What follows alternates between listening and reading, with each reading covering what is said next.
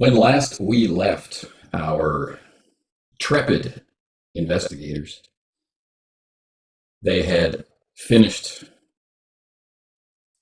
a nice breakfast of eggs and ham and some sausage, lots of coffee, particularly the 80 proof kind of coffee. And the lure of the contents of the book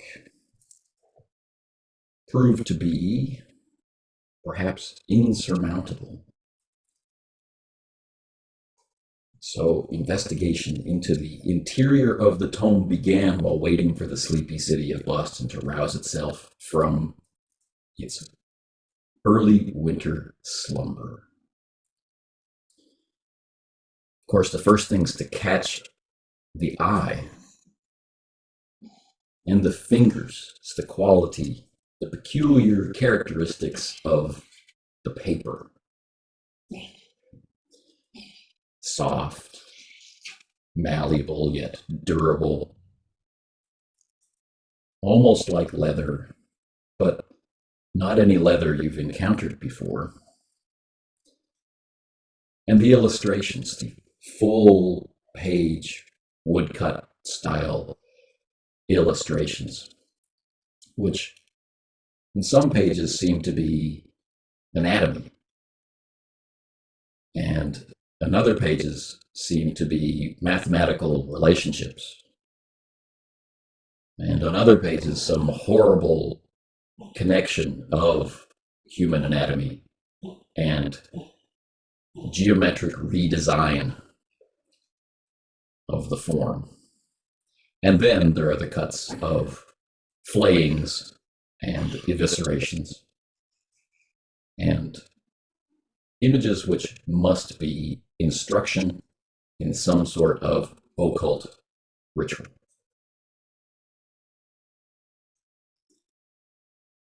Most of the other pages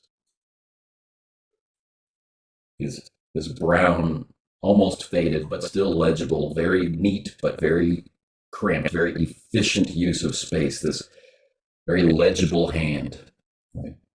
It's handwritten manuscript in very consistent, very accurate Latin.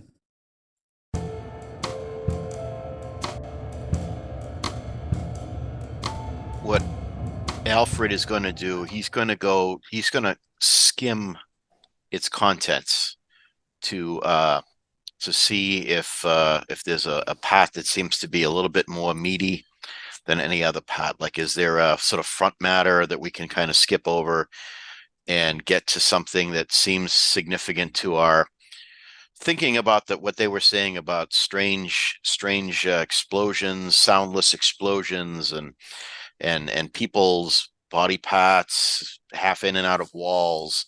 Is there anything about that kind of mystical transport or mystical explosions? But again, that may be entirely too specific. So he's going to go for a skim, but if that's not viable, then he'll go right to, he'll start at the beginning, and he'll go there. But his first aim is to skim it, to try to correlate what happened to these two with their wild tales to anything that's in the book. And if that doesn't work, then yes, begin at the beginning. All right. So, being skilled in research, being skilled in Latin, not having any particular time pressure other than curiosity.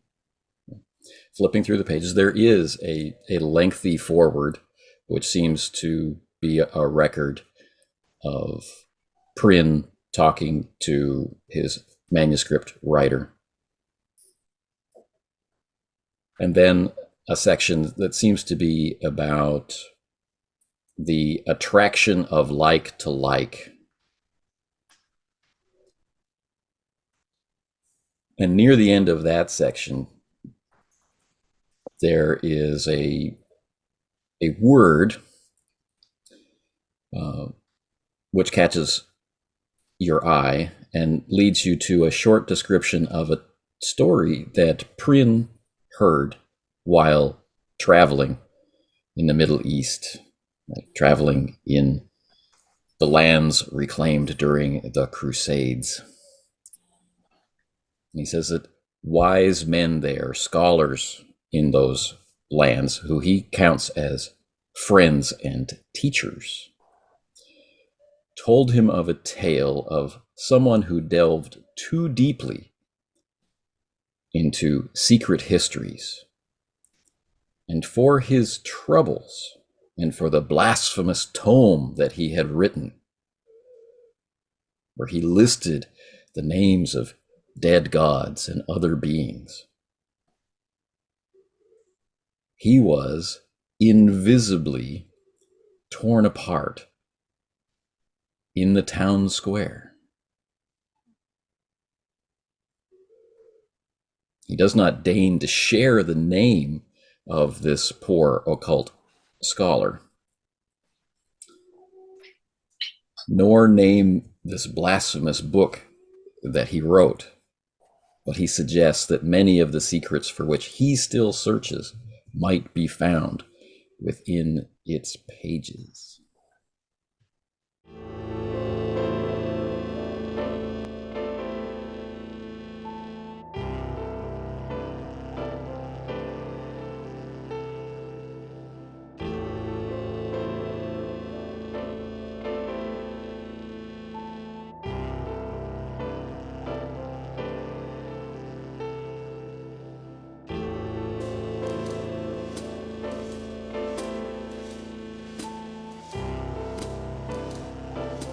November 1931 is kind to few, least of all the little guys caught between the cold shoreline, the crummy breadline, and the frontline violence of mobsters and G-men.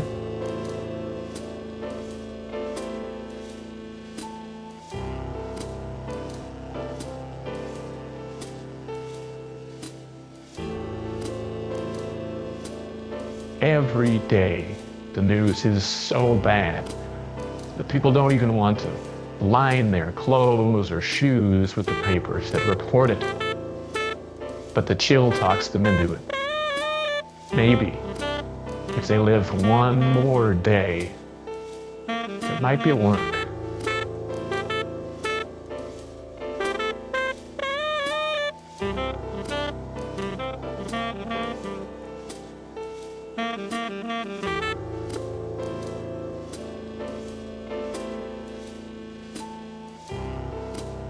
Although the suffering and the violence are getting worse every day, the papers take any opportunity to write about something else. Scandals, gangsters, socialists and socialites. Hundreds of small fry jump or get jumped every night. But if one rich guy stumbles,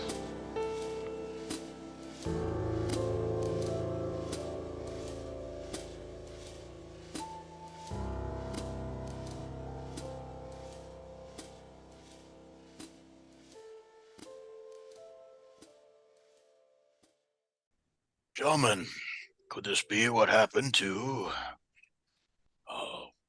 you, or what you found in that place with people's body parts there, but strewn about?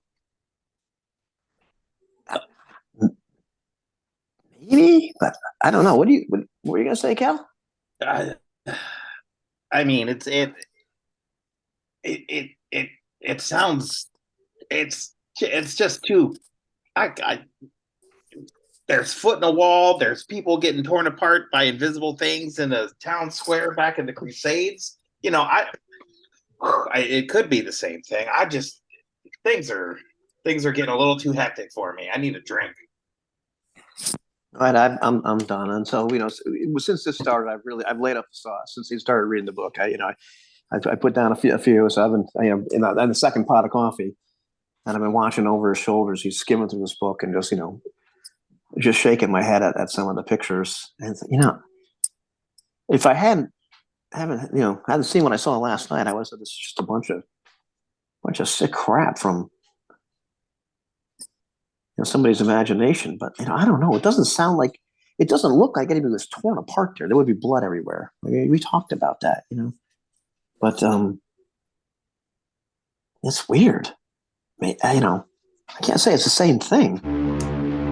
But this is some sick crap there, Al. But what about that other book?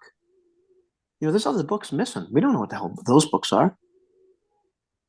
Right. You think it'd be one? You think it'd be that book that they're looking for? You said it might be part of a set, right? Could be that. Well, this book that we have here, I believe, is part of a set. Yeah, that's what you said. No. But I don't know if the book that's referenced in these pages would be part of that same set. Yeah, just That might be just an idea. Mm-hmm. Oh man, that's just more questions, right? Like, there's some serious things we saw people that seem to be dead get up and start walking again. I'll say. Maybe they just look real bad. I don't know. Yeah, and how'd these guys get the jump on us when we just were all of a sudden we were naked laying down? How'd that? Could have slipped with some kind of Mickey. A chloroform, something. Who knows, man?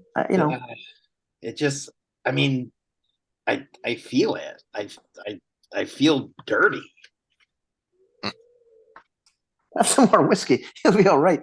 Yeah, I don't know. I don't feel great either. But God, who knows what that's in that stuff? It can't be good for you. The Mickey, the booze is all right. I don't know, Smalls. The whole thing just sounds crazy. But And Alfred Gavigan, the younger brother of Albert, yeah, Alfred, yes, Alfred. Albert. I thought he was. I'm Albert. No, wait a minute. I'm Alfred. It's early. And It's early. I get it. I thought he was. I thought he had my. He's Albert, not Alfred. He's Albert. Oh my good, my error. My apologies. It is early. Yeah. It is early, Smalls. Yes. So Albert is the one that went to Eddie's office, and we suspect he's come to a bad end. Yes. Well, he's at least missing a foot and a finger, so he might not be doing so good. But I'm not buying the idea he's invisibly torn apart in the middle of Driscoll's office. There's got to be some kind of explanation for all this. Something took him apart. If there's a foot and a finger that were left, Well, probably. even if he was exsanguinated, What? maybe some loss of bodily fluids. He, like you said, there was no blood, but who knows what we're dealing with? But it could be mob, because come on, Cal. We saw the fist there, right? You said that was a fist, probably. Yeah, we got to. I've been around the block a time or two, but I never saw something like that. And we gotta get this figured out because it's starting to eat at me. Well, maybe you could use some of your connections to figure out who the heck muscled in on that territory. That used to be the used to be the O'Shaughnessy place, right? Wasn't that Nope. Mickey's old gang used to run that whole place, and now you got some with these creeps in there now. Right. Yeah, there's probably a few guys I can go talk to back in the old neighborhood. Because I'm guessing, considering all the crap that we went through, they're probably part of the guys that are after those books. They did give us this, and I kind of look at the letter for a second and kind of drop it. I don't even want to think about that. And I'll start making some discreet inquiries in the book trade to see who may be interested in what has fallen into our lap. Well, then, I can look back in the records of the paper and see if there's anything else, like you said, that about the Gavigans that maybe rings a bell. Give some kind of idea into we still are kind of looking for these other books. I still kind of need a story. Right. The other books were stolen from an auction house. Is that Right, right? right. Yeah, that's what happened. We have the missing volume, which Yeah, makes it. one of them. Yeah. We have the one that presumably someone who stole the others would want to have a complete set. We want to find them before they find us. Yes. And if they've been willing to do violence in Mr. Driscoll's office, there's no telling what they could do to others like us. So I'd rather not end up in such a situation. And you said you wanted to go to the library too, right? So maybe like figure out who this guy is, this Crusaders, Prim. Sounds like a sick Yes, bastard. we might want to look up this Ludwig Prin fellow, see if what he was up to. We have a sense now that he was at least doing something in the Middle East, time of the Crusades. Yeah. So perhaps Wasn't crusading, it doesn't sound like. No, it sounds like he was befriending the people in that area, not Maybe. attacking them. So, Well, boys, it sounds like we got ourselves a plan. indeed. So, should if you'd like, I'll start making those inquiries, visiting some of the other booksellers. It's not something that I can pick up the telephone and talk about on the telephone. I'll probably have to make some personal visits to some of the other dealers in the area. It goes beyond Boston. That's a whole other kettle of fish, but we could start here. There are many bookshops that might help us. What do you Callum, say go ahead. So what do you say we split up and meet back here for dinner? Yeah. You're not going to miss dinner, are you, Smalls? No. It's always good to investigate with a sound constitution, and that's predicated upon a fine, good meal. It's always welcome. We'll But see you dinner's a guys long later. way away. As you reach this agreement, the clocks, those that chime, begin to indicate the tolling of 8 a.m. You've been talking for many hours. Library not open yet, but soon. The city is waking up. You can hear street noise, the calling of the newspaper boys, right, screaming out the headlines. Nothing pertaining to Gavigan or any of last night's events, right? It's probably still very much a secret. He's practically a recluse. Who would notice, other than his own household, that he was missing? And moments after the chimes fade away, the telephone in the shop rings. Excuse me. Hello, Smalls Antiques. Alfred Smalls speaking. Yeah, Mr. Smalls, we've met before. My name is Edward Driscoll. I am a confidential investigator. Yes, Mr. Driscoll. I say, bit loud so the others can key in. Nice to talk with you. I'm at my office, and I'm wondering if you've seen a mutual acquaintance of ours, a Terrence McSweeney, or perhaps Callum McInnes. Oh, fancy you should ask. They're right here with me. One moment. I'll hold the phone out between the two of you. See who grabs it. And Callum will look at Terrence. You know better than I do. Grab the receiver. McSweeney. Yeah.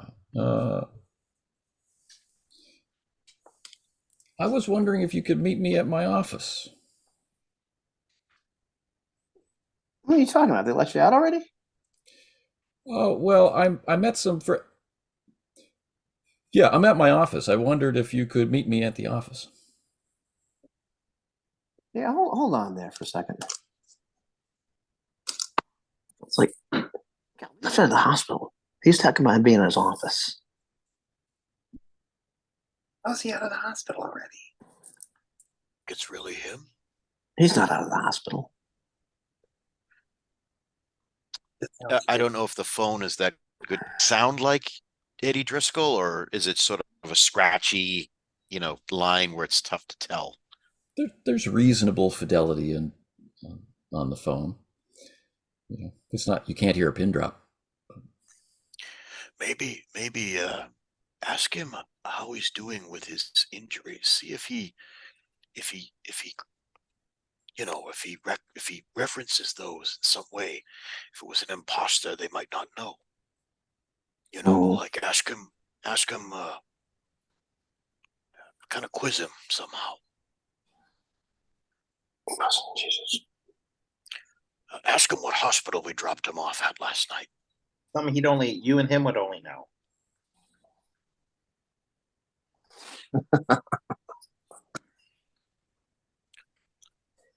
Oh, great. I don't know what I can ask him. We can't keep him waiting forever. No, of course not. Hey, Eddie, is the consultant in?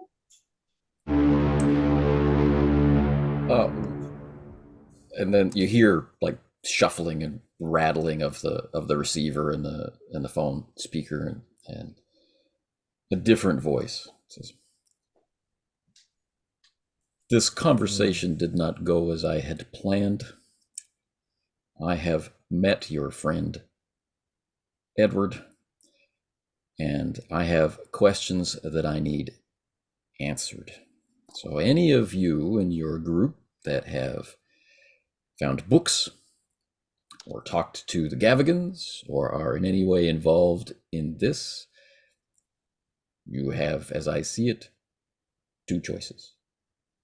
Come to us at Edward's office, or wait there and we will pick you up."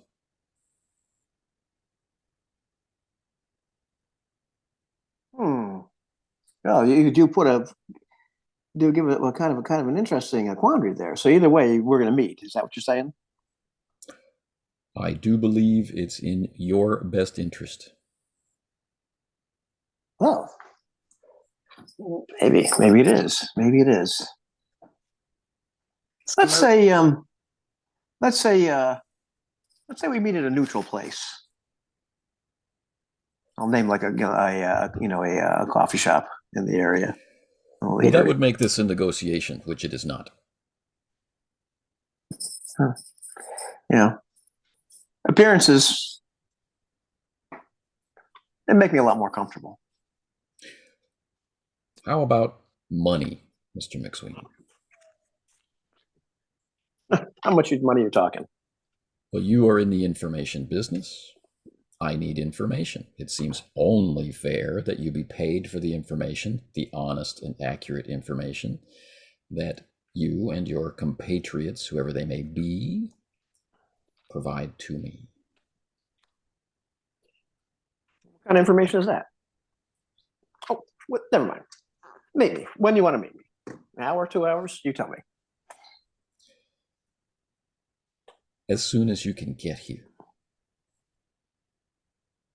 And I give him I tell him the name of the shop, and again I hang up. So I say, this such as a shop this hour, in an hour. I hang up.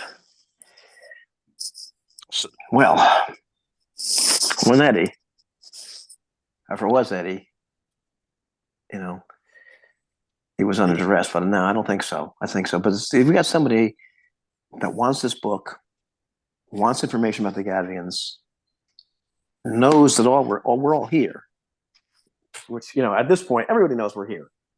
Got this freaking X guy know we're here. I imagine this is a person that's the people we're looking for, the people that are on the other side.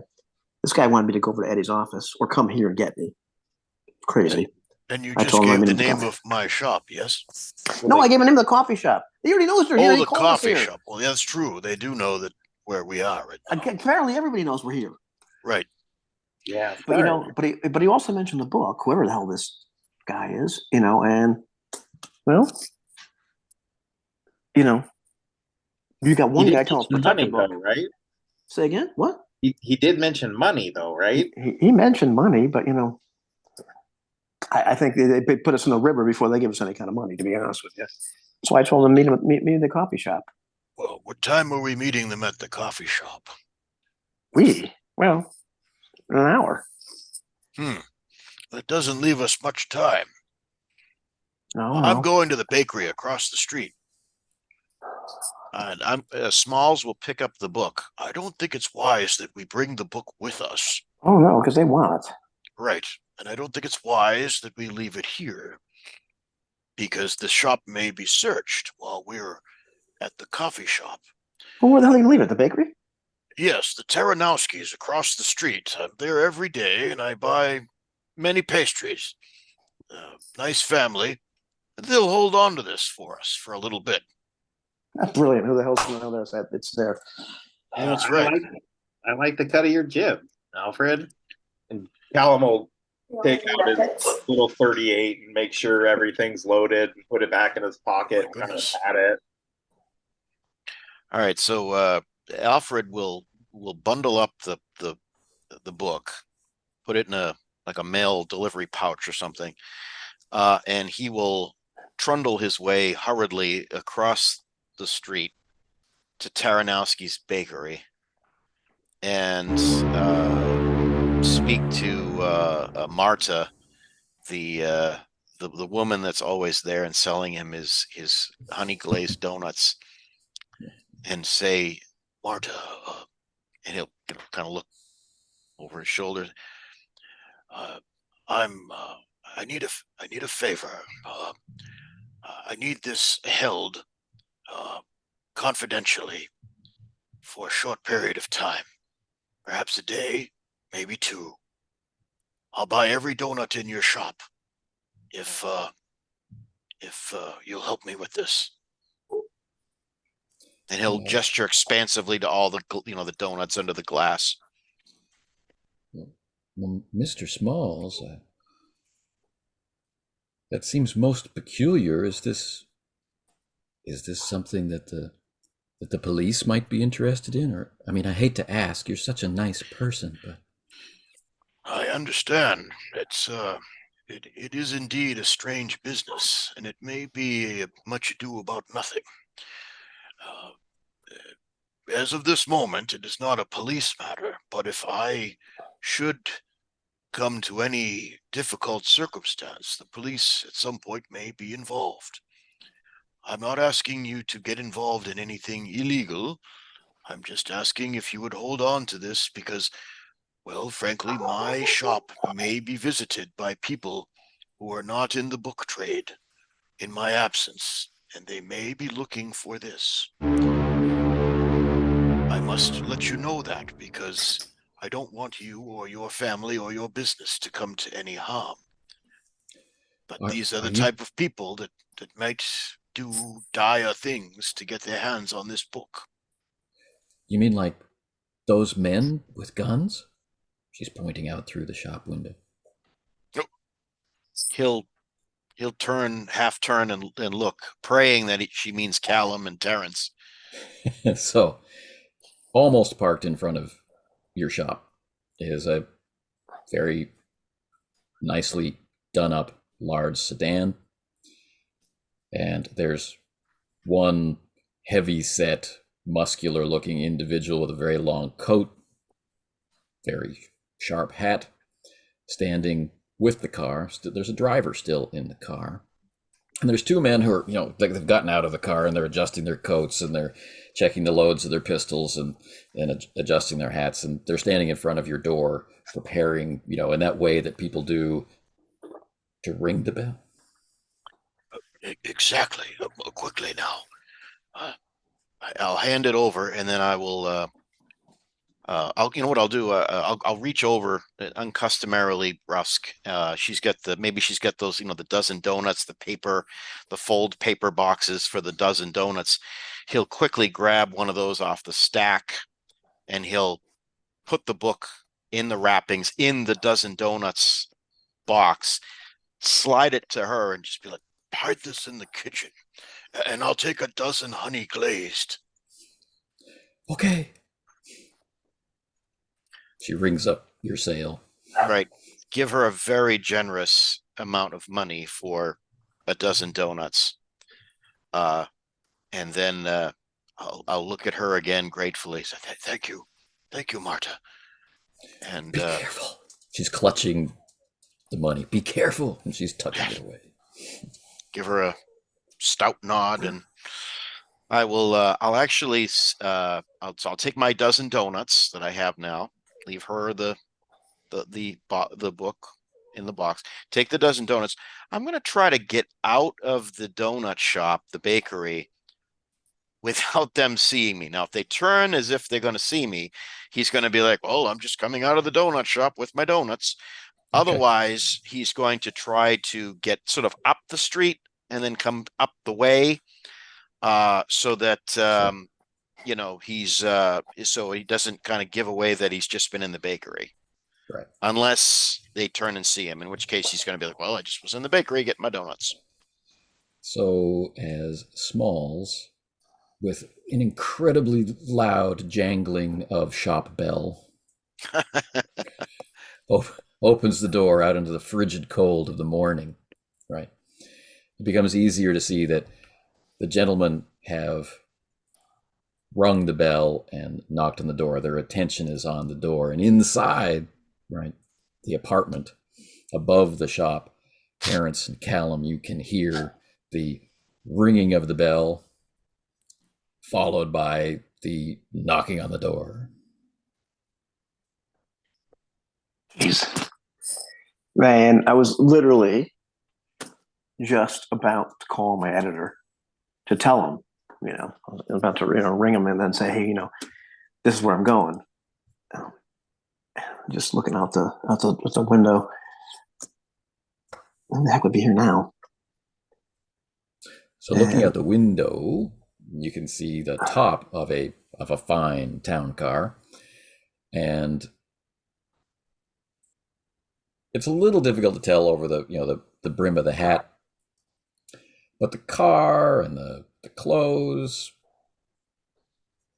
Irish mob. You think we're kidding around? Christ, Cal. We're not now. Shoot. Well, change of plans. I'm gonna call my editor. See if I can get my editor to answer. Because I was originally was going to call him and have the, you know, hey, say, hey, I'm going to be at this location, meeting dangerous people. Maybe send somebody over there. All right. But now, so also out the window, you can see Alfred laboring his way up the street, with a bag of donuts or some such. I guess we're on our own now. And I'm going to cut back outside until Joe's able to rejoin. Right. The call. So they have rung the bell, they've knocked on the door, and you're making your way up, you know, to the corner where there's a crosswalk, you know, a crossing area. And the guard around the car, who's not looking at the shop, he's watching the street, right? He's watching you go because you're moving, and you know, he's not like pointing a finger, he's like, there he is. It's not that kind of recognition. Right. He's just kind of watching a pedestrian. Mm-hmm. Did it seem like he has been watching me the entire time of me leaving the donut shop, or just as he just caught sight of me now? Yes, more like that. On the like he was looking down the street, and as he looks up the street, he catches sight of you and follows along with that. All right. I'm grateful that the bag, it doesn't say like Taranowski's Bakery on it. It just is a brown paper bag. Sure. You know,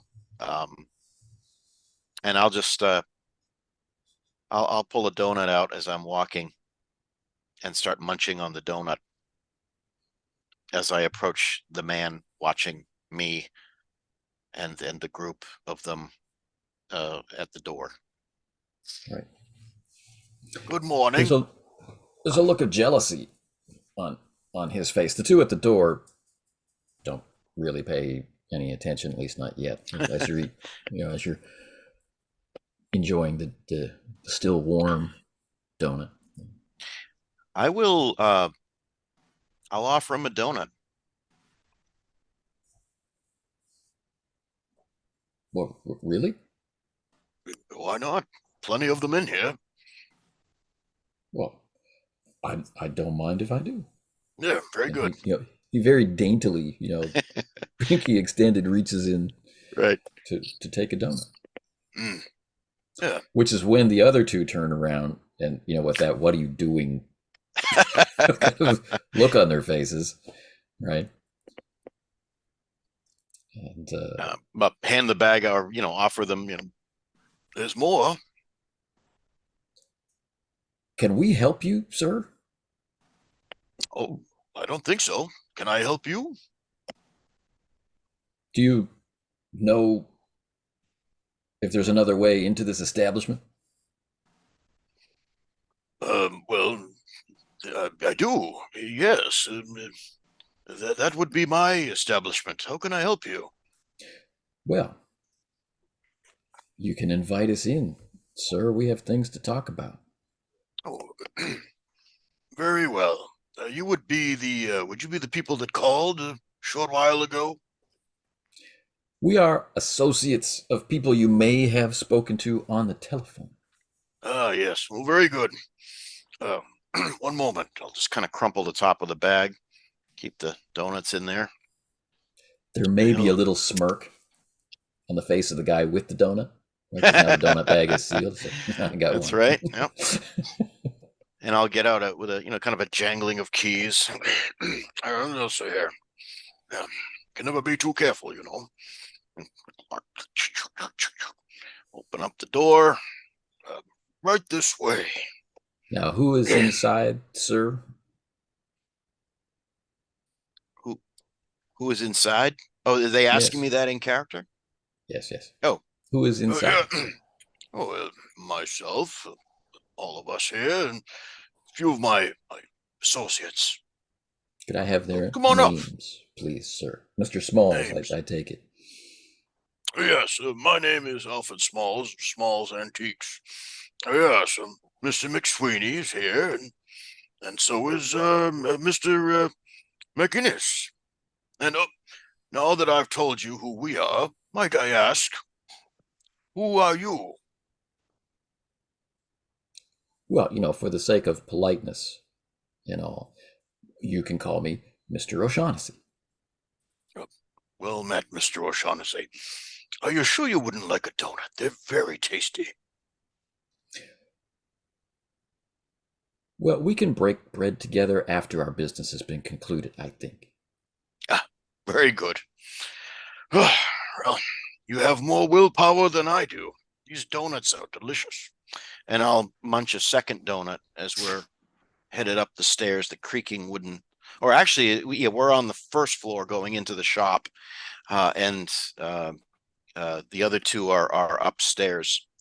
So, So upstairs. Did you want to go Okay. upstairs, or would you rather? Why don't this is the place of business? Why don't I go get them? Call them down, Mr. O'Shaughnessy. Certainly, Mr. Smalls. No surprises. Now, upstairs, all of this conversation has been audible. And connecting to the editor has taken quite a bit of time, through the switchboard and then through the newspaper switchboard. So at the time where the door is rattling open is around the time that you reach him. And he doesn't sound any more genial or happier to talk to you, at 8 o'clock in the morning than he is at any other time of the day. You got that story, McSweeney? Listen, I'm working on a real big story about Gavigan right now. Right? He's missing. It's a huge thing that's going on. I'm in the middle of it right now. Listen, I'm over at Smalls bookshop at Smalls Antiques, but the O'Shaughnessy's are here too. The mobsters. I need some cops here like right away. There's a huge story in this, but I don't want to be a story about me dead. I don't know. That sounds like a good story to me.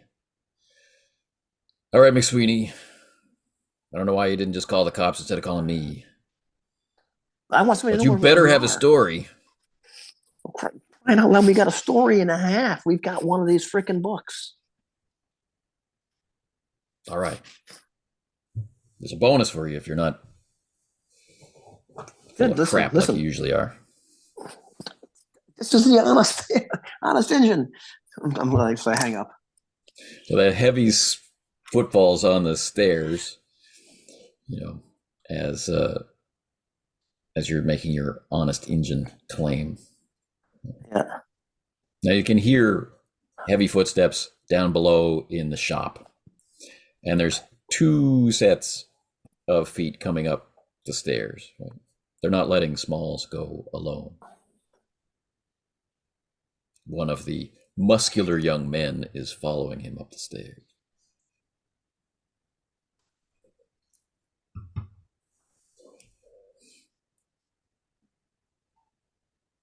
The only surprises here would be the quite reasonable prices on my many antiques and curiosities and fine literature that we sell here at Smalls Antiques. Well, I'm certain some exchange of valuable items would be appreciated by the gentleman that I work for. But I just have to quickly search the area, if you don't mind. I won't break anything. Oh! Callum McInnes. The gentleman speaking is Rory O'Shaughnessy, one of the many numerous claimed and unclaimed progeny of Mickey the Fist. He's an up-and-comer in the mob. Got some education. Likes fancy hairstyles. Good shoes. Guns. Nice shoes, Roy. It's been a minute. What brings you around here? Well, it turns out somebody wants to talk to you. And if you tell the truth and get McSweeney over there to tell the truth, it will go very well for you. Well, Roy, I'm hurt. When have you ever known me to lie? I think just about every issue where your pictures are posted, there's some sort of falsification of, there's claims that so-and-so is breaking the law, that so-and-so murdered someone else, and these things are never true, particularly when it's my family. I'm not the wordsmith. I'm just the pictures, man.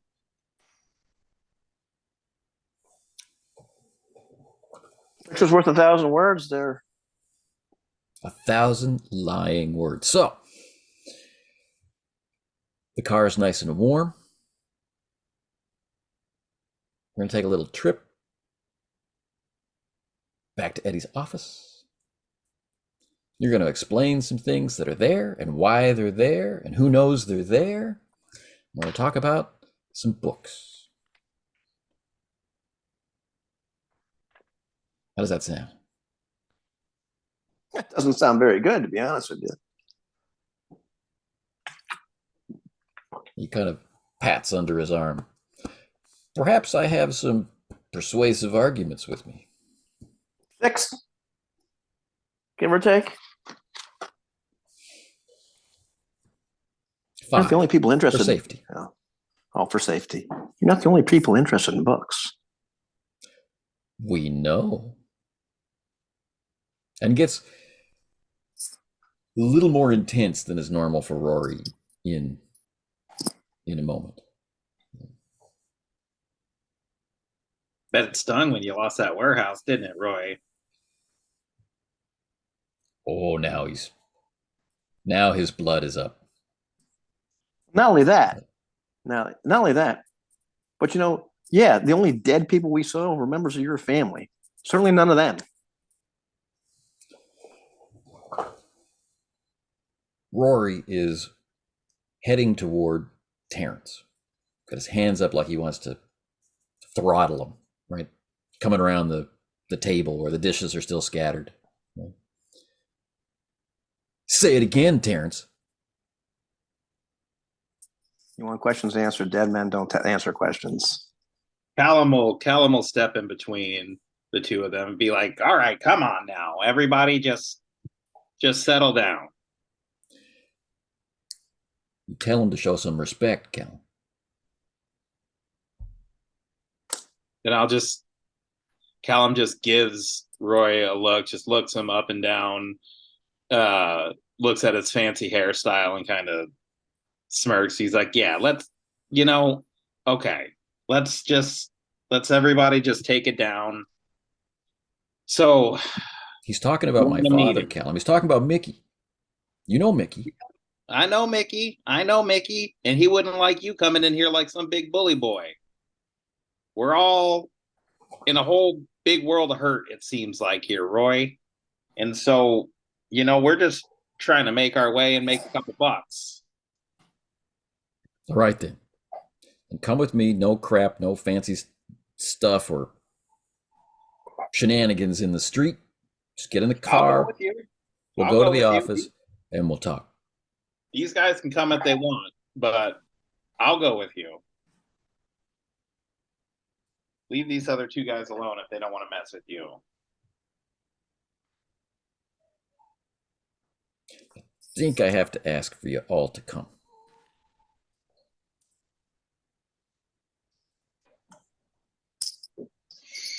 That's fine. That's fine. I think we can all agree that there's a mystery here.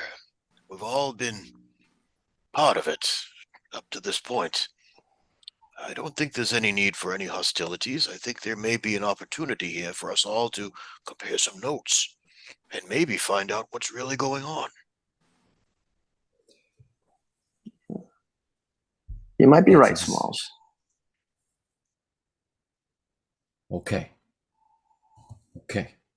Sorry if I got heated. Yeah, have a donut. I don't. You can't help but laugh. I don't want a donut. All right. I'll eat it. Yeah. Oh, there you go. I'll pass the bag around to whoever wants a donut. And then a thought kind of finally reaches the station in his head, and he turns to Countess. How do you know that my father is dead?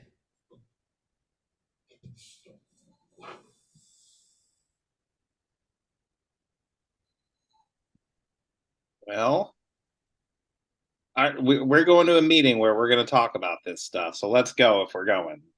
He's chewing on a honey glaze. And Callum will turn around and start walking out to the car.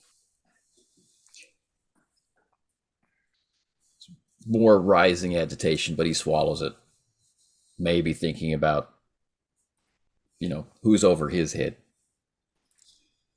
And they follow you out. You coming, McSweeney? Yeah, I'm coming at this point. I'm not happy about this, so I'm coming. Kind of looking at the street, just looking, waiting for the cop cars, that will not arrive to show up.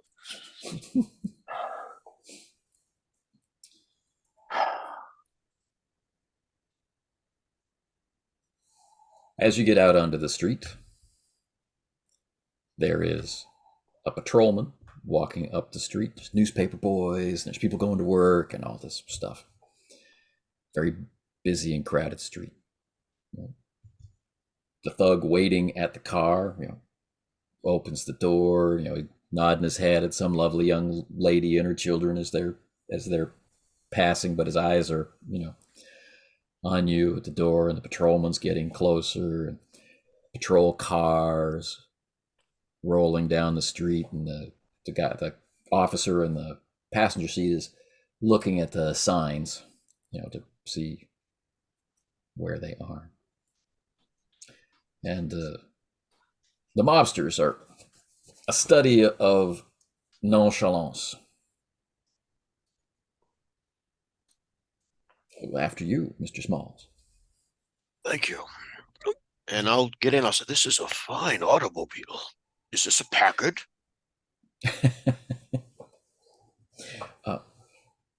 No, it's a little more refined than that. I take it you're not that into cars, Rory says as he gets in next to Smalls. No, but nice machine here. Right. The seats face each other in the back. Right. The goons are going to be out on the running boards. Callum, Terrence, there's plenty of room. Callum's a skinny guy. He'll pop in there. So are there there's like two bench style seats facing each other in the back? In the back, yes. With lots of I have space to- in between. Yeah. I have Yeah. to mute myself for just 5 minutes. I just got a call that just came in. I'm sorry about this, guys. I'm just going to mute. I'll be right back, okay? Okay. I'll get in, but I'm literally going to wave very conspicuously to police officers and do this little shoulder shrug, kind of thumbing my nose at the O'Shaughnessys, but like, "Hey, fellas, yeah, nice you arrived." Not saying it, but just kind of conveying. So right next to the car, the police stop. Then the passenger officer leans out, scrutinizes the car, and says, "Is everything all right, Mr. O'Shaughnessy?" To which Rory says, They're fine, Officer O'Malley. Thank you for asking." Tips his hat, and they roll on. There's no difference, man. I'm telling you. No difference at all. One gang's the same as the other. Well, let's get where we're getting to, Roy.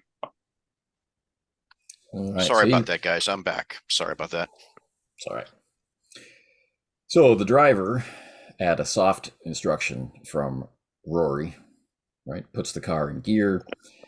The mugs who are protecting Rory, one gets in the back rumble seat. The other two get up on the running boards, and the guy who is holding the door gets into the front passenger seat. And you make your slow and careful way back to Eddie's.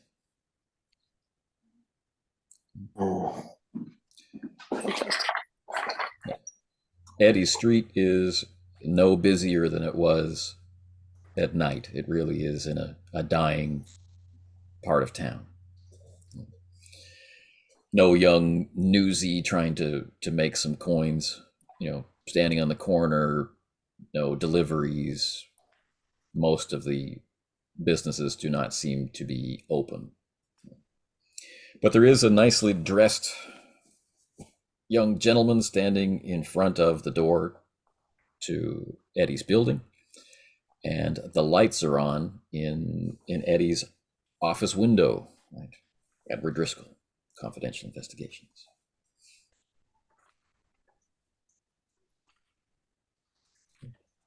Wonder if Agnes is in.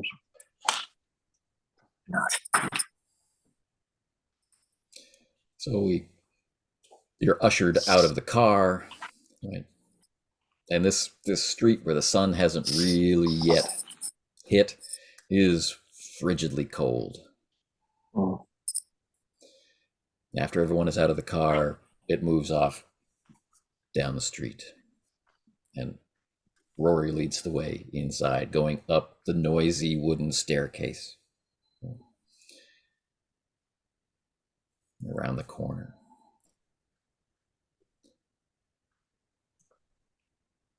And he gestures you to go past him toward Eddie's office.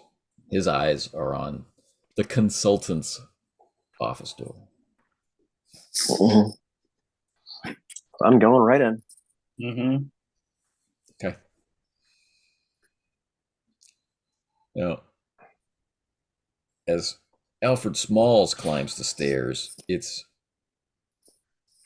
there is legitimate cause for concern that they might not hold under his weight, especially with a parade of these palookas with their muscles and their guns and their heavy coats. It's just the whole building seems to shake. But you make it to the second floor. No. At his secretary's desk, Eddie is sitting, and he's still holding a handkerchief to the back of his head as if he's received no medical attention at all. He does not look good. Hey, Ed. Terrence? No, we left you at the hospital. Yeah. In the loving embrace of my friends here. Well, you guys. I looked right over at Roy's. You guys own the hospital too? It's just not yet. No, we had an argument with members of another business concern, and then we saw our friend Eddie all beaten up, and somebody remembered, hey, he's worked with the Gavigans before. I wonder what he knows. He got himself in the newspaper the other day all about it. So we thought we'd talk with him, and he had this very interesting story to tell. So Eddie looks really sheepish, that he gave up the goods. Don't feel bad, Eddie. Don't feel bad, man. You didn't have a choice, right? He could have died for honor, says Rory with kind of a chuckle. Honor doesn't pay the bills. Roy never has. You should know that better than anyone here. So we want to know about this foot in the wall. You're not the only one. Right. And then a deeper voice, the voice from the phone, says, that'll be enough, Rory. Send them in.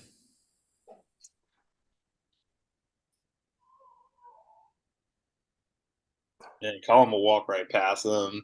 Not shoulder check him fully hard, but definitely like brush him as I pass. Right. It's all like 150 pounds of Callum. He's not a big guy at all. Right. If he reacts, it's behind you. Mm-hmm. Yeah, because I don't even look back. Like Callum doesn't even look. He just walks past him, kind of brushes him a little bit, and then walks right in. In the office, at Eddie's desk, is an older man.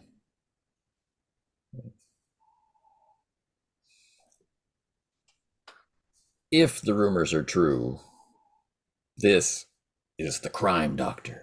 Right? This is the mob's consultant. He's clean shaven. His head. He's very tiny round glasses. And a heavy wool suit of a impeccable quality. He's sitting at Eddie's desk, and he's been going through Eddie's papers, or he's been staring at the foot in the wall. There's not really enough room for all of you to sit comfortably. There aren't even enough chairs for all of you to sit comfortably.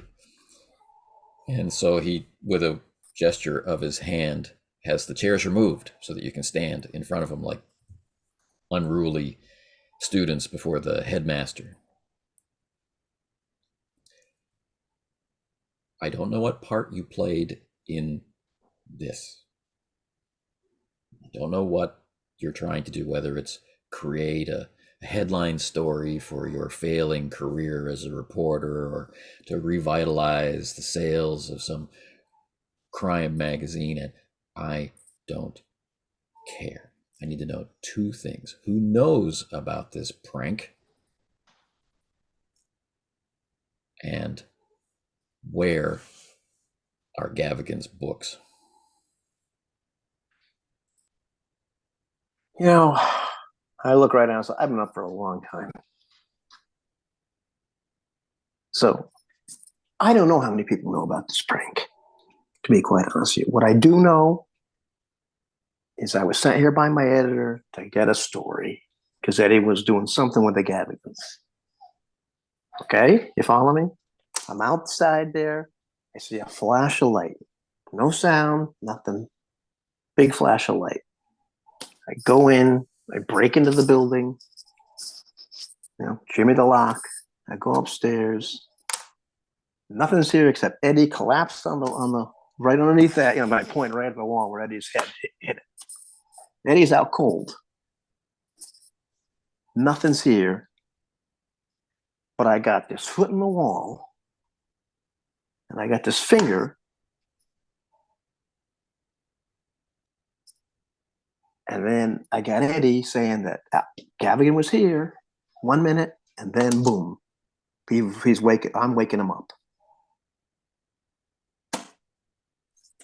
And where the book is, where's all the books? I don't know. But Eddie's telling me this crazy story. We don't even know the names of all the books that were stolen, let alone where they are. That's what we are going to start figuring out. Yes, I was going to start making some inquiries in the book trade to see. I believe I read in the paper that some of Mr. Gavigan's books had been thieved from an auction house, and well, that's news. So I was hoping that my friends here came to me to see if I could assist with that avenue of inquiry, to see if those books from the auction house could be retrieved, located through the trade. How would you make such an investigation if you have not seen the books? Well, stolen books, word of that would be, that's what I would find out. I'd say, who's got those books? Are you the someone's sort looking of to turn it. person that people would report that information to? Well, I don't know, frankly. It's the first time that I've actually made that level of inquiry. I'm always trying to source books, you understand, but this is the first time that I've ever tried to source books that have been thieved from an auction house, so I don't know if I would have been successful. But I hadn't yet started out before your phone call this morning. I mean, they're going to get fenced somewhere, right? Somebody's going to hear about it. May I ask why you're interested in Mr. Gavigan's book, sir?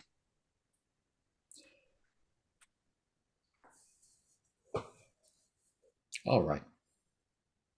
In the interest of fair exchange, and because I'm running out of time and patience, the auction was just a way for Gavigan to pass the books on to me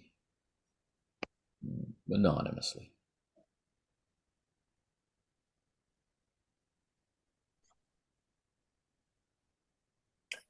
And why was he giving you some random books? Because they're not random, Callum. And now you think a rival group has disrupted this transfer and stolen the books that you were hoping would go from Gavigan to you. That is correct. A rival group who, among their many sins, has been taking our territory and killing some of our beloved brothers.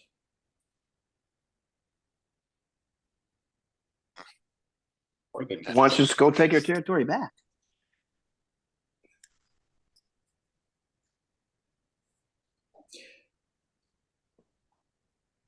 It's a work in progress. Do you know who these people are?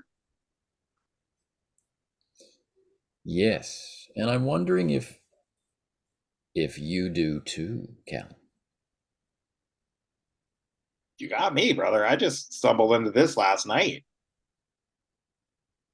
Well, I wasn't finished with my story. Continue. That's the thing. I don't think that you got a work in progress. I don't think you can get your stuff back. Because after we left here, I'm looking for like, well, where's Gavigan? Because I don't have a story. Because at the end of the day, I got to eat. You understand that. Everything is a business transaction. People got a right to know what if there's no money in it. I don't eat. So we go looking for him. And so Eddie says, as he tells me, like, well, just the only place I can maybe think of is this other guy has taken over, the O'Shaughnessy stuff. Maybe they got some interest in all this stuff. We go over there, and these guys are freaks. Okay? Freak. These guys are freaks. Freaks. Oh, yeah. There's something else. You see him? Well, I'm sure you've seen him with all the tattoos, a guy with no eyes, all that kind of stuff. I'm assuming you've run into him. Go on. And I don't think you know what you're dealing with. I think these guys got you scared out of your mind, is what I think. And they let us know. Nobody gets in between us and those books. Nobody. And I'm trying to pull out all the psychological stops I can. Nobody's getting in between. Nobody's going to be getting in between these books. Us and these books. Well, and let's I see think how convincing you are in this context. Okay.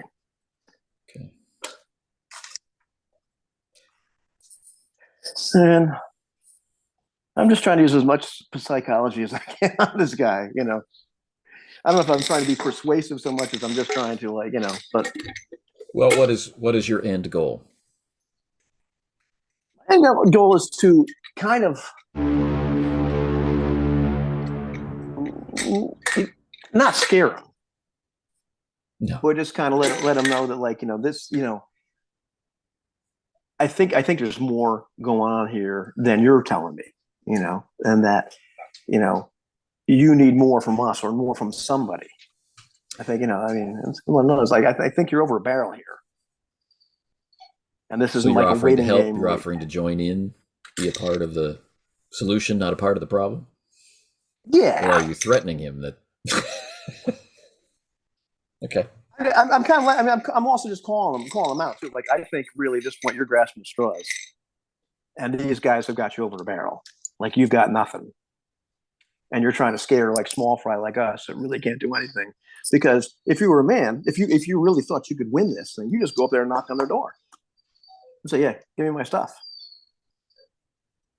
But I think these guys have got I think you guys are squirming here. Yeah, they're rattled. I don't think you're rattled. I think you guys are like clutching the straws. That's what I'm thinking. Okay. Let's find out. All right. So I'm using persuasion or psychology. You tell me. I got pretty high skills in both, but. Well, the lowest one will cap the highest one. All right. Okay, absolutely. And I rolled double 6 against 55. Okay. If your words have any effect, they're not penetrating his well-schooled poker face. But I think Terrence's words are having an effect on Smalls and McInnes. Right. This is what I propose, he says, getting up from behind the desk.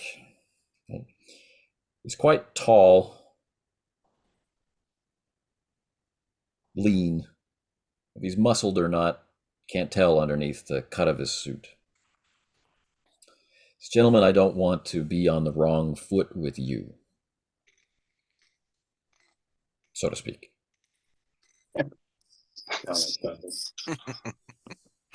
Let me put it this way. Let's call them by the name that they're using, if the Morgans are allowed to keep the books they have and gain the book they don't,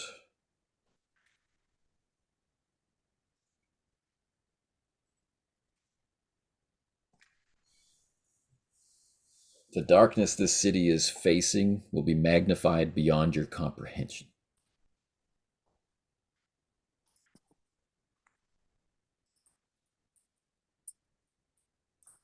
There will be open murder, not just in gangland, but anywhere.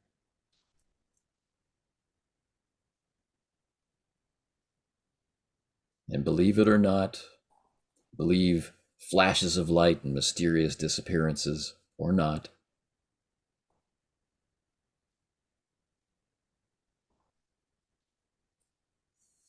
they're not held together by Irish pride or anything like that. They are bound together by dark oaths and a firm belief in the blackest of magics. They are depraved. They ritually desecrate themselves and others. If you want to know why Rory out there is so upset, is we believe they've done this to Mickey, the fist.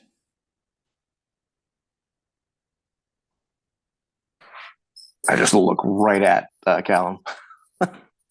Yeah, I think what they have.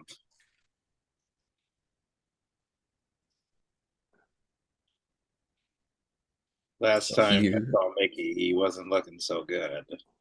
You saw Mickey? The facade cracks for a sec. You saw Mickey? Not in the way you're thinking. Enlighten me.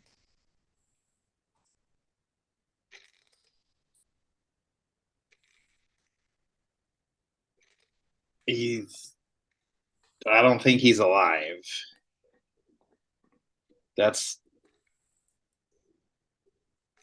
You don't think he's alive? Did you see him or Right. not?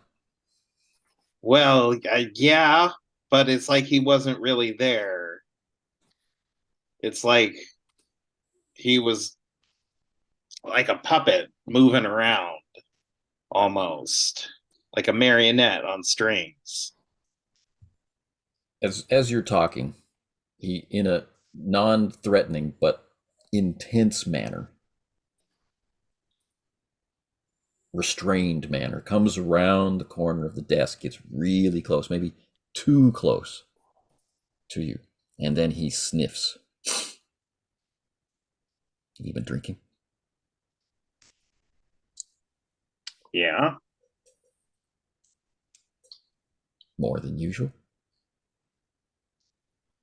Yeah.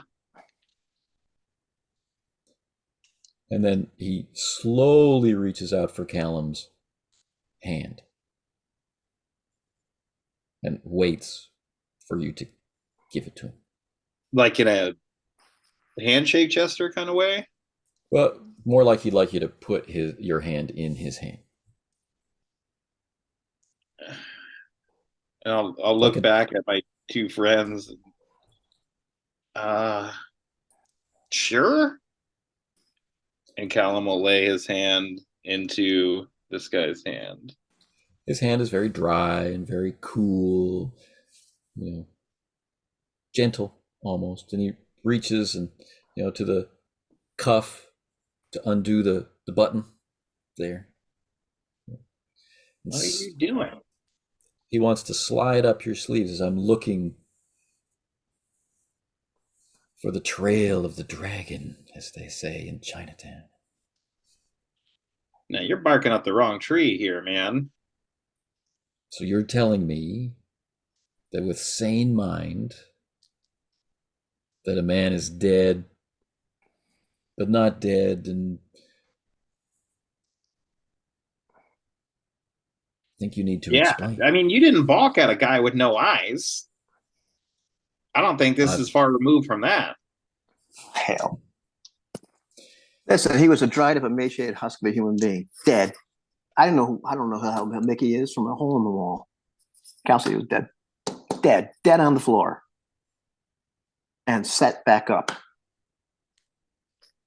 and tried to like get at us.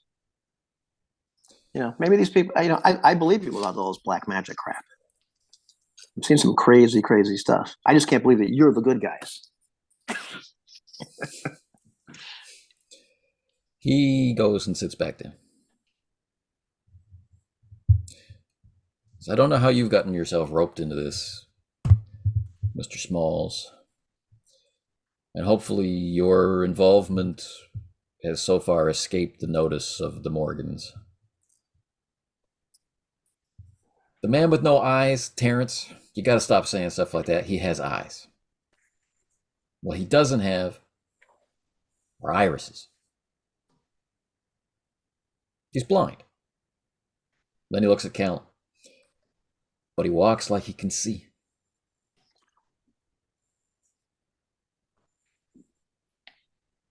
Yeah. You two are mixed up in this. They know about you. They know you're looking for the books. Am I right? I would assume so. Did they let you go? Would you say they let us go, Terrence? Let us go. I don't know. I'd say we escaped. Are you marked?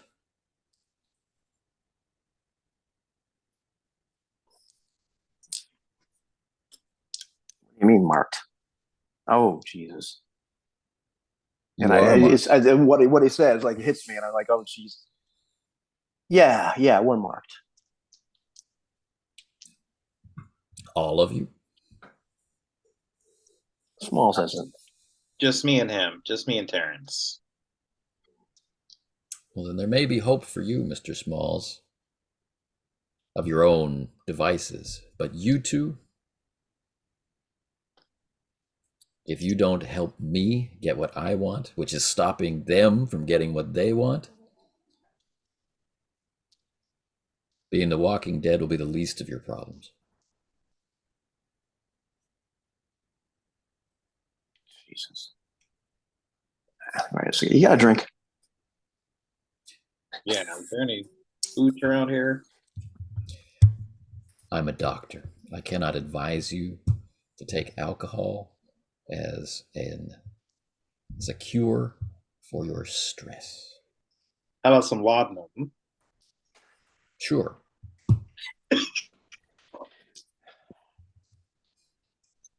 That's what I thought. Now I'm good again. Somebody said something about money.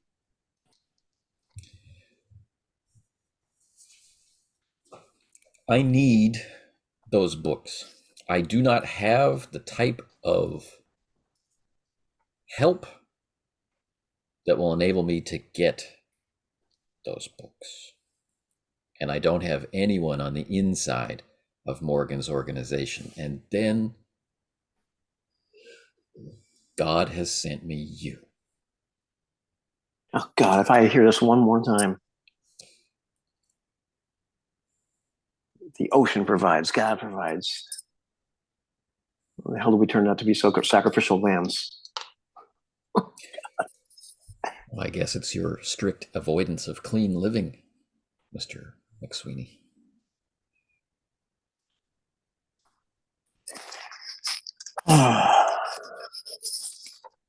So what? You want us to try and like join their gang? No, you are marked by them. They already believe you are in their gang. They use words like, I own you. You are mine.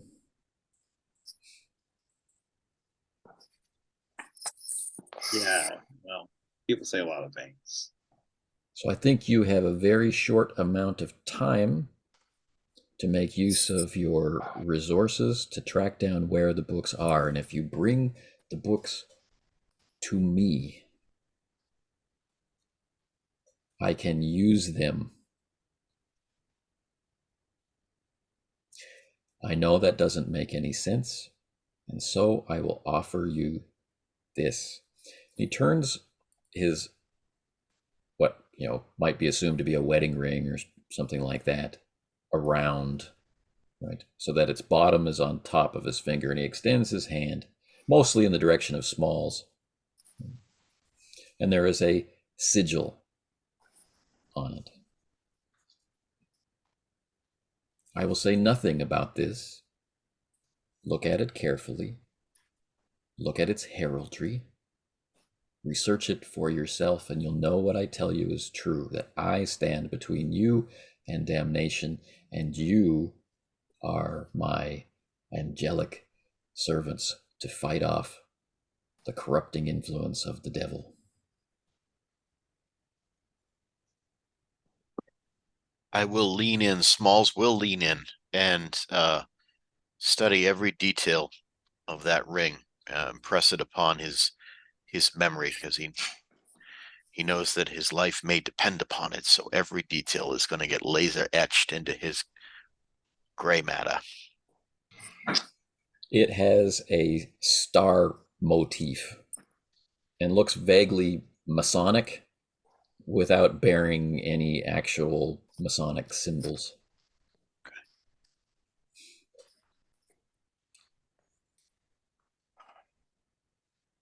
He rises up from behind the desk again. He comes close to Callum and says,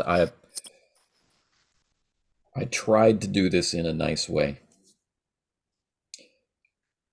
I thank you for answering the questions honestly, Callum. Did you take any photographs of this? Is there anything to link these obvious signs of violence, mayhem, and possibly murder to me and my associates? No, I wouldn't take any pictures of that. No.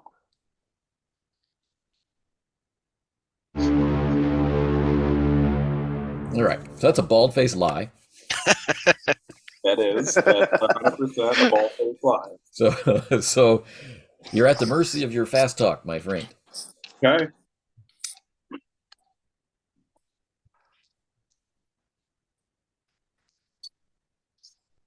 Let me roll. See what happens.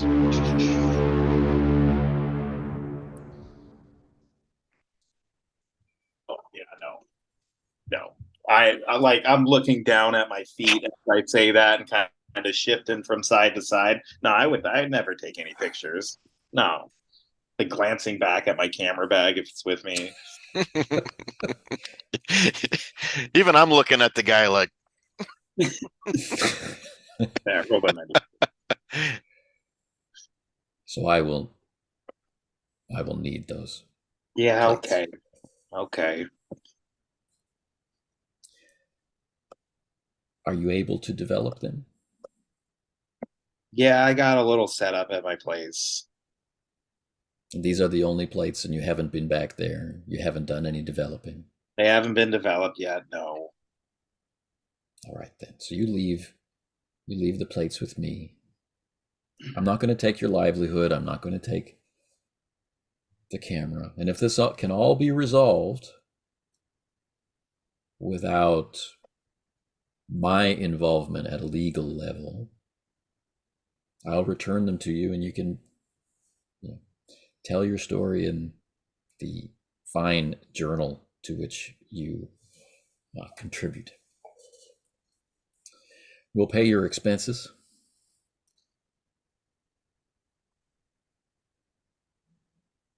Gentlemen, I think you have less than 2 days.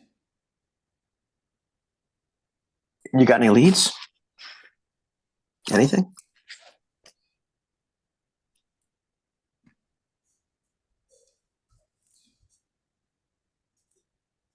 Do you have one of the books?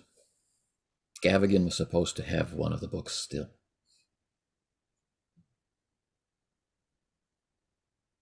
That's Gavigan's shoe in the wall.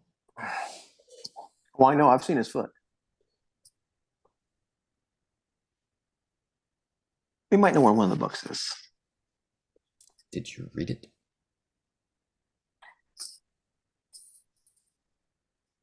I can't read Latin. Me neither.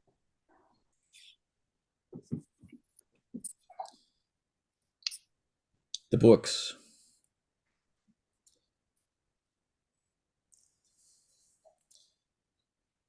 There were 3. One of them is the real book. 2 are copies. But it is said that the true copy, the true testament of the Crusader sorcerer Ludwig Prynne cannot be destroyed. And it's capable of reproducing itself, but such is the trickery of the evil one that the copies are twisted and hasten the reader's plummet into damnation. Prynne's real secrets, the real mysteries of the worm, are like walking the razor's edge. And through it, we pass through the crucible, the trials and temptations, and can come out into immortality on the other side. But the copies lead only to darkness. Does this guy seem sincere in all this? Is there like a fervor, like a light in his eyes? Like, is he, is he he's like, look at my ring. I'm the good, or maybe not the good guy, but look at my ring. I can, this will explain that I can be trusted in this venture, and you've got the original and these fakes. Is this something that he seems to really believe in? Like, we can kind of tell that he's all in on this, or is this kind of, or is there almost like a dual, almost like a dual narrative? Is there like a little bit of a glint in the eye that he's kind of throwing us a big story, and he may be holding back a little bit of his own, do his motives seem sincere, or is there kind of a sense that there may be more to this than he's willing to divulge to us? All right.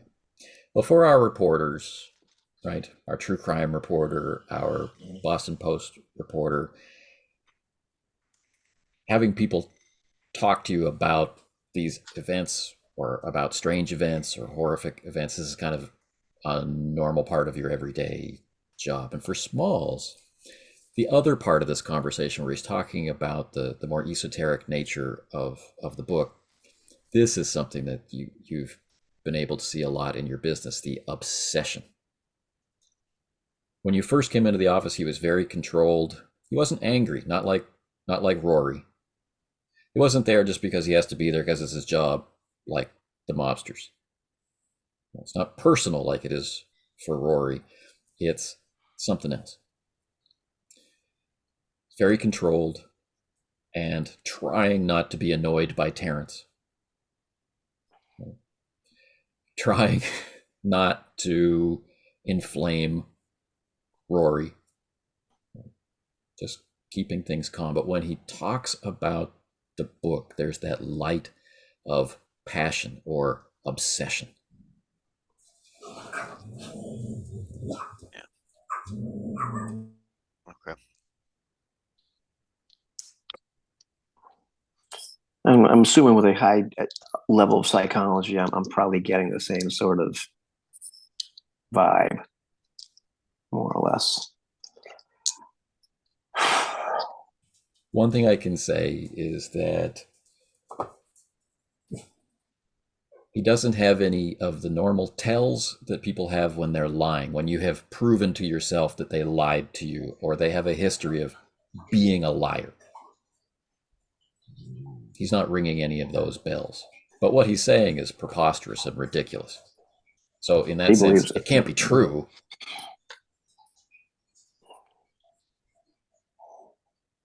But So maybe let he me believes ask you. it. Yeah. Let me ask you, Doc. If the Morgans knew where the book was, the real one. Let's just say we had the real one, hypothetically. Why would they just come take it? Why would they want somebody else to hold it?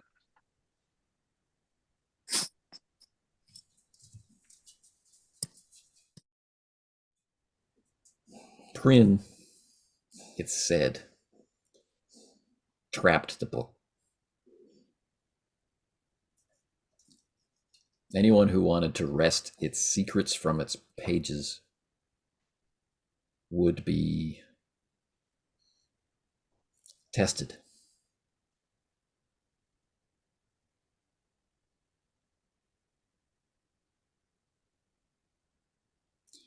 Anyone who dealt in bad faith with the book, it's said, and his eyes go to the wall and the shoe, will be carried off to hell.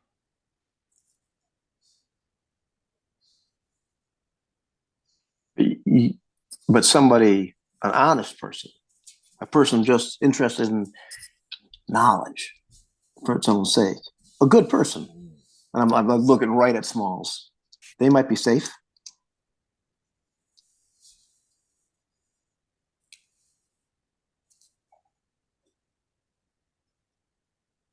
The good book tells us that though we walk in the valley of the shadow of death, we shall fear no evil.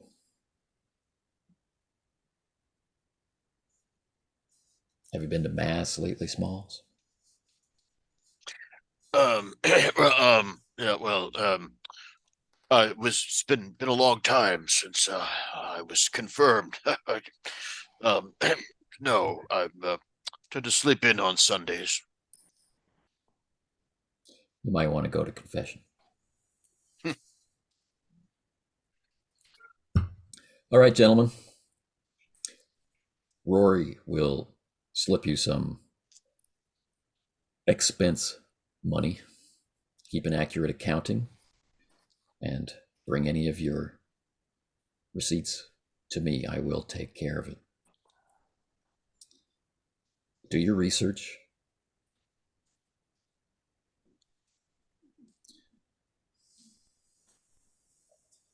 We need to gather and destroy the false books. And we need to obtain the true book. Use it to destroy the Morgans, and then put it to rest. If you can agree to those terms, gentlemen, we have an alliance, and we will do our best to protect you, as you do for us what we cannot do for ourselves.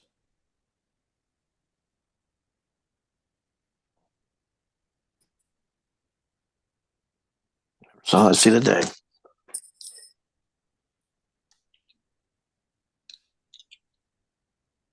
Hold my hand out to shake his. And he shakes your hand, looking at Callum as he does so. What? I'm here. I've just seen how these protection things go, man. You better have our back. That's all I'm saying.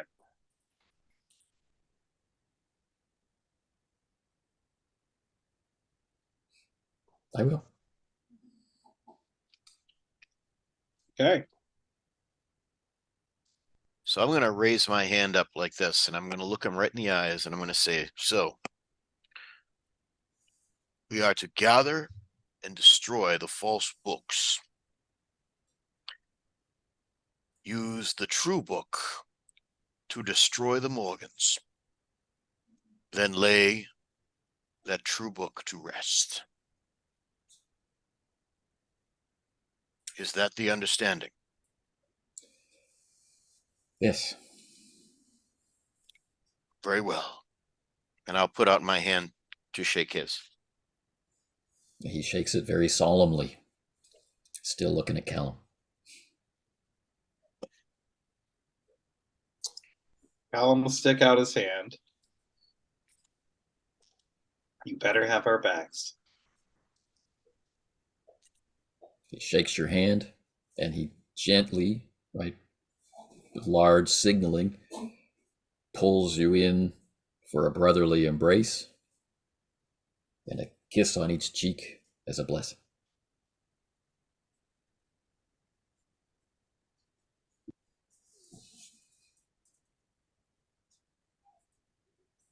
Oh, this is touching. Doc, could you give Driscoll some medical attention? He's going to die.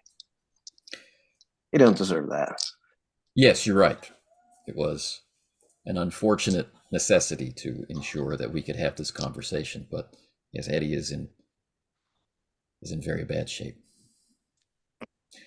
Whatever pushed him has strength far beyond a mortal man.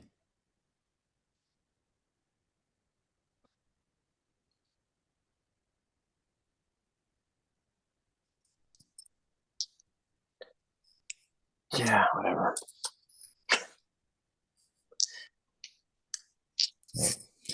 And at some unknown signal, Rory then enters the office to escort you out.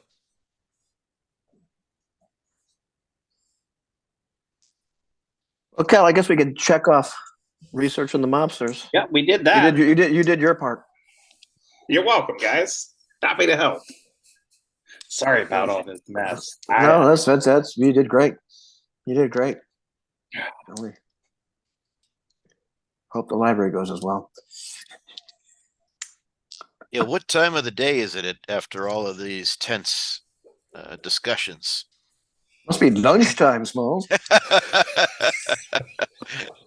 Well, if lunchtime happens around 10:30, sure. Yeah. There's got to be a diner around here somewhere. I Got need to come. donuts. Okay, so as you're Yeah, making your way out of the donuts. building, right? As you're making your way out of the building, Rory had hung back to have a quick conversation with the doctor, with the consultant. And he meets you outside at the bottom of the stairs. And he steps up to Callum and says, "Sorry things got heated before. I understand you getting your back up. So I apologize." And he holds his hand out to shake hands. I accept your apology, Roy. That's good of you to do so. And I'll shake his hand. In his palm, he's slipping you a small medallion. You know, he steps in the way that people do and shakes hand, puts his hand on his shoulders to kind of further disguise that. And then he moves away really quickly. And when Callum feels that getting pressed into his hand, he'll just kind of put his head down and let out a big sigh, shake his head from side to side, and put his hand in his pocket. He knows what that is, and he's not. Yeah, Cal's not happy. He'll look at that in a minute. Okay.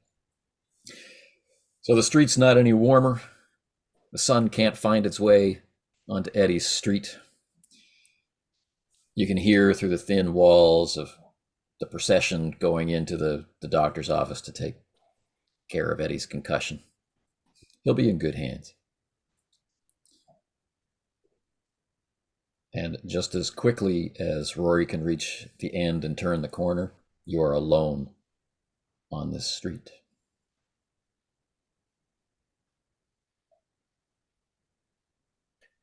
I guess we ain't getting a ride back, boys. Oh, we should call a cab.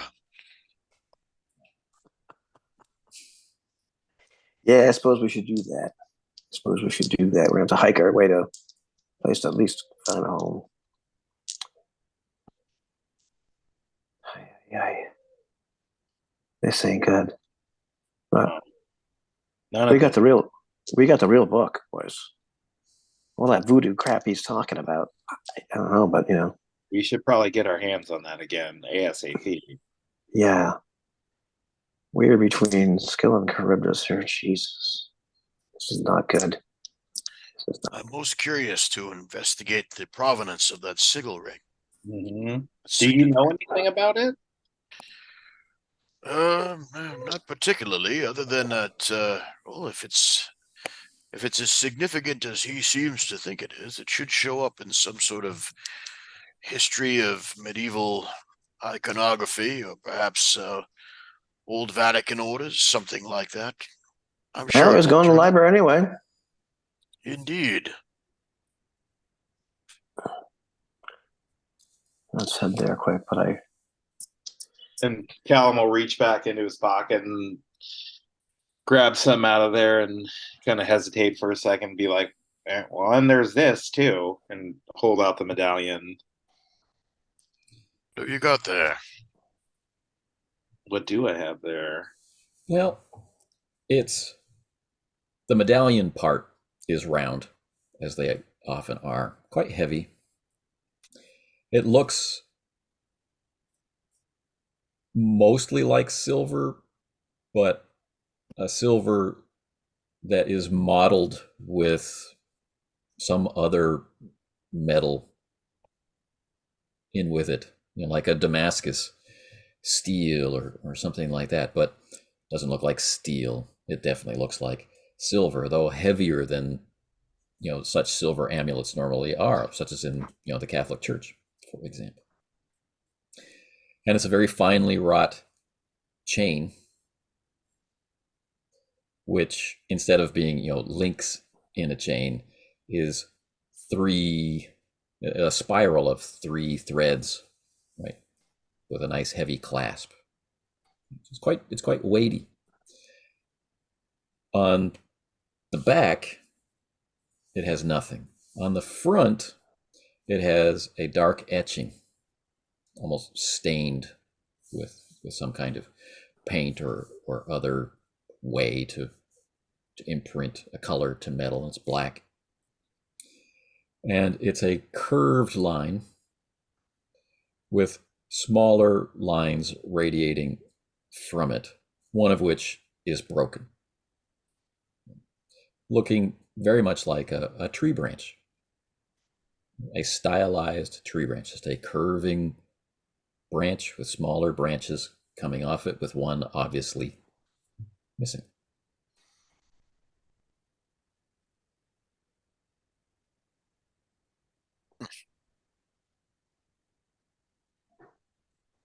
What does Callum know about it? Absolutely nothing. I don't know why he gave this to me. It seemed important to him, like a St. Christopher's medal or something like that you'd hand to someone for good luck or blessing. But he likes it, Cal. Welcome back to the gang. Perhaps we can look up that sigil as well, see if it shows up in some lore. Yeah, maybe. When geez, we ought to do that. Maybe get the book back. Speaking of the book, he said something about the true book would not be able to be destroyed. Yeah, I don't even want to think about that. I Let's not talk about that. We get the real book. Yeah, Okay. I think that's what we should get. That wherever you put it, we should go get it. Let's just say it's worth a lot of dough. Oh.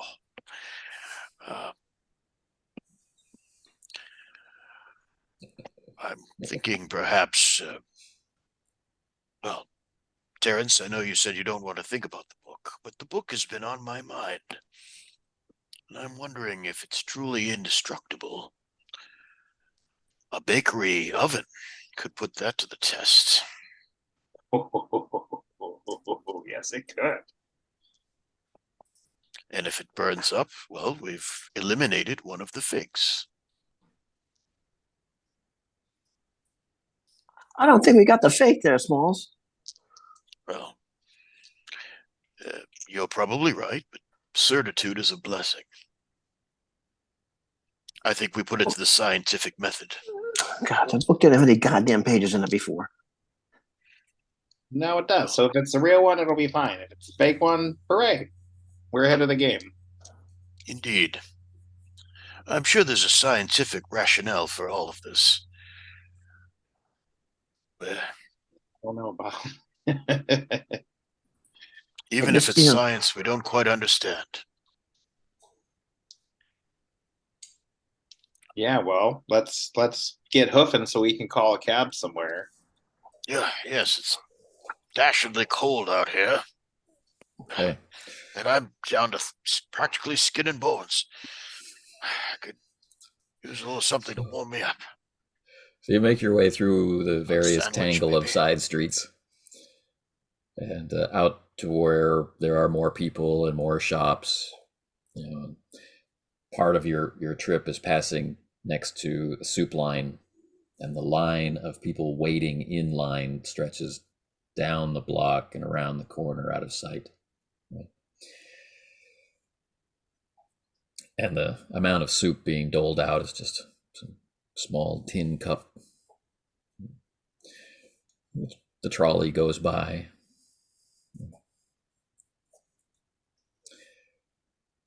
When you make your way back to the bakery, Marta cannot hide the look of horror on her face, where normally it's lighted with a smile every time Smalls walks in. As the bell jangles, she looks up with a guilty and fearful start and recognizes Smalls, pushes the package across the counter towards you. How can you have such filth? She says. Such filth. She's opened the package and looked inside. Sorry, Marta. It's a long story, a long and sordid story. I can't share it with you. All I can do is buy more donuts. No. You are not welcome here. Do not darken this door in this household again. All right, I'll look mournfully at all the rows of glazed donuts and crullers and, loaves of bread.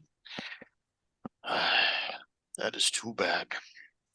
The longer you hesitate, the more upset she's getting, and she's looking around for the broom. She wants to chase you out of the shop. All right. Well, I'll take up the package and without another word, I will leave. And Go with that, across the gentlemen, street. I must draw this session to a close.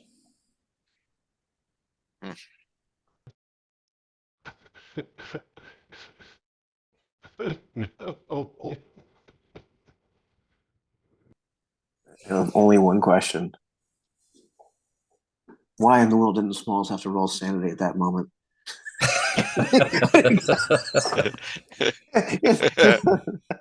That's the true horror, being 80. Oh, God, getting kicked out of the bakery. Everything else I can deal with, My God. Yeah. Sorry for the long interruption in the middle. Okay. No, that was fine. There's Sorry. moments to discuss some stuff. Sorry, I had to discussed otherwise. step out for a couple of moments there too. I had that call that came in from it's my dad. He's old, he's elderly, he lives by himself, so I just wanted to make sure he was okay. He's fine, which is good. So yeah, my internet just shit the bed for like 10 minutes for no reason. That was fun. Yeah, I was worried about you. I thought you were having some kind of catastrophic failure. I thought so too. Then I signed on my phone, and then my internet came back, so I made it work. Cool. I like the green vibe you got going on there. That's awesome. Yeah, I like that. I like that too. I like that Got that too. green light going. It's sweet. Yeah. I just can't believe we're making a deal with the devil here. This is, everything that McSweeney believes is Always the just goddamn falling Catholic. apart. I think that's probably as traumatic for him as everything else has happened. Yeah, I This is feel like Callum has some history with both the mob and the church, and he's not happy about being involved with either one of them again. Right, exactly. Oh, nice, but that was fun, man. Cool. Got a not a lot of action, but No, that was a fun session. I had a blast at least. yeah, every bit is terrific for McSweeney. As every other event is like, we have to deal with these guys, and they might actually be the good guys. I mean, these are the guys he's writing stories about and following, and probably convincing Callum to take this picture, or totally peg us on. And now, no, right. it's just. I think too. I mean, yeah, not a lot of action per se, but very tense. I mean, that's how I feel. I mean, that's a good session. Like, this is the type of game where if there is violence, typically there's been a breakdown somewhere. Maybe not necessarily a failure, but definitely a breakdown of because we are fragile creatures in this game. We're not action heroes. So yeah, just to be able to get through that without anybody being physically harmed or whatever. And I think we got an inkling that we're dealing with someone who is obsessed, and that's dangerous. Yeah. Right there. That's we're dealing with somebody who will stop at nothing for what he wants, whether or not he's on our side right now. That's the kind of obsession that as long as you're if you're God help you if you get in front of that, and get between that and what they want. So yeah, so I liked how you dealt with the low level thugs, with politeness, but not fearfulness, and I kind of enjoyed not having that go to roles, like power versus power to dominate or whatever, but just to have that long feeling of a relationship, the way that people kind of lock heads with each other, lock horns with each other almost habitually. And of course, Rory O'Shaughnessy can't beat you up because he's under orders to bring you in unharmed, right? Right. Yeah, and I think that's why McSweeney was feeling as though it's a little bit more. I'm like, okay, yeah, I know you can't kill me right now. I'm important to somebody, but yeah, but I'm maybe tomorrow. I'm gonna take shots at you because I can. It's like this way. Yeah.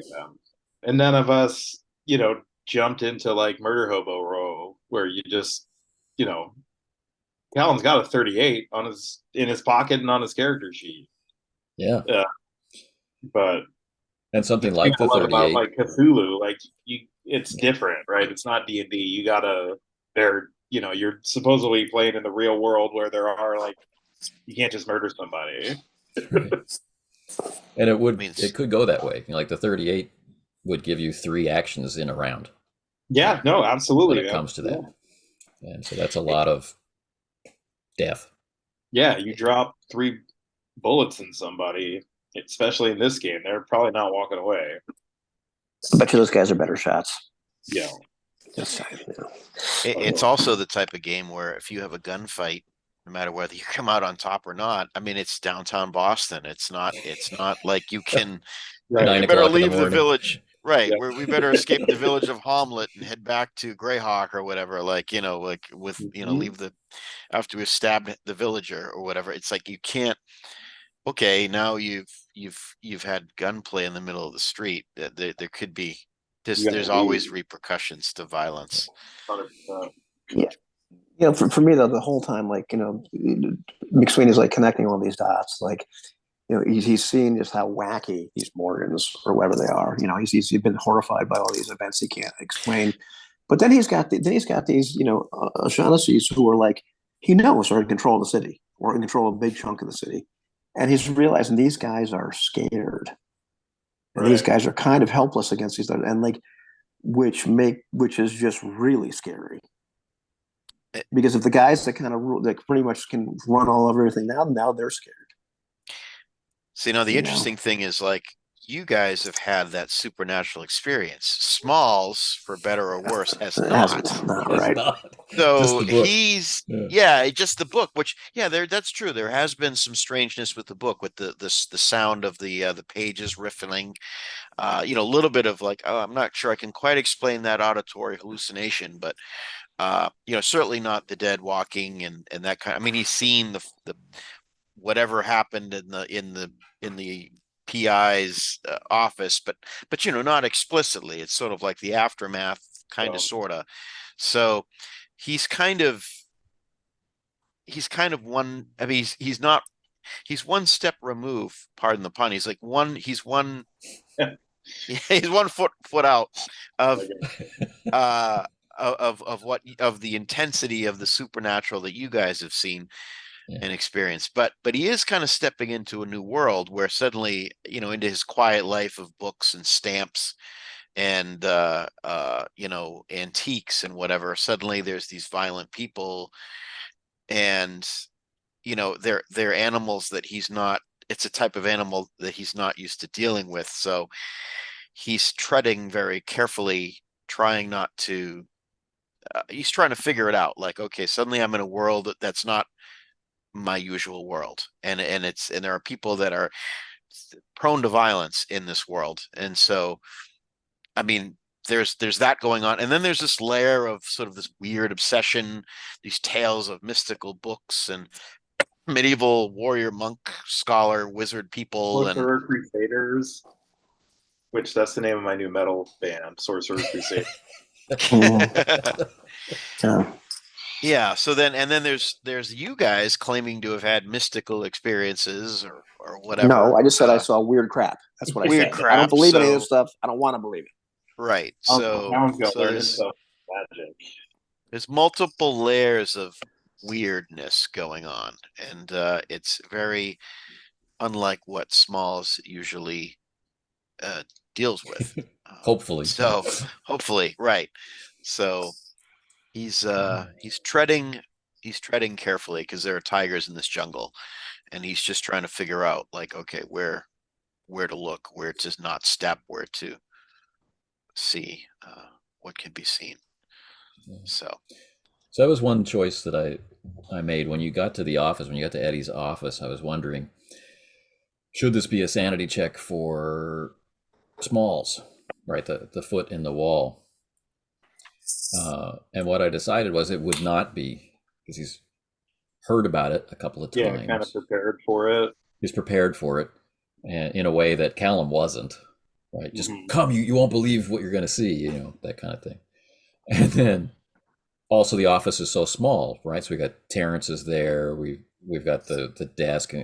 Eddie's office is barely big enough for all of you, so you can't really look at it. And it is behind the door, and it's been kind of normalized by the conversation. Everyone's standing in the room and talking about it as if it's a prank or a joke, or who's seen this sort of thing. So I didn't call for one in the end. It's kind of like it's one thing to watch a scary movie at like Wednesday afternoon in a crowded room full of people and laughing and stuff. It's another to watch that same scary movie at 2 a.m. by yourself, in an isolated house somewhere on a dark, night or something. So it's Crystal Lake. This is Crystal Lake. Yeah. So yeah, it's the context. Yeah. All right, gents. All Thanks right, well, so much for making the time. yeah, thanks for Yeah, running, Thanks for playing. So glad boys. we were able to do it. Yeah, you guys are a blast to play with.